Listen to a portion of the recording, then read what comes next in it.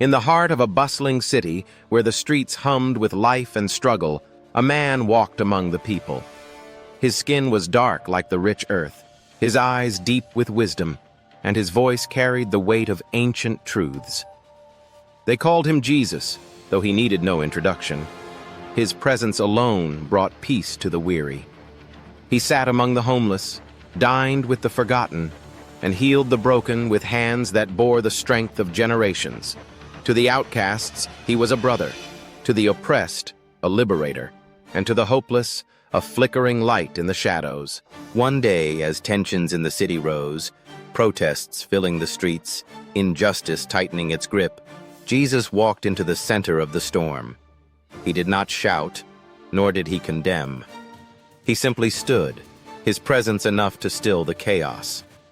A young boy, hurt and scared, clung to his robes.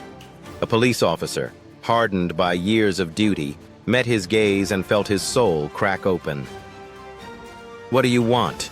the officer asked, his voice uncertain. "Justice," Jesus answered, "but not the kind that divides, justice that heals."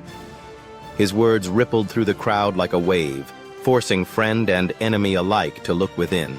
In the days that followed, people spoke of miracles, how enemies embraced, how neighborhoods once torn apart found unity, how those who had nothing suddenly had enough.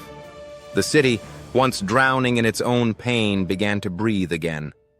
Not through magic, but through love, through the quiet revolution of hearts changed. A young mother who had lost her son to violence found peace in forgiveness. A businessman who once turned away from the poor now built homes for them. Change, slow but certain, moved through the people like a tide, unstoppable and true. And one evening, as the sun set over the skyline, Jesus stood on a rooftop, looking over his work. He knew his time was always brief, that his mission was never to stay, but to remind. To remind people of who they could be, if only they chose love over fear. As the city lights flickered on, he smiled, knowing that the fire he had kindled in their hearts would never die. Then, just as quietly as he had come, he walked away, his footsteps leaving no trace, only the echoes of a better world.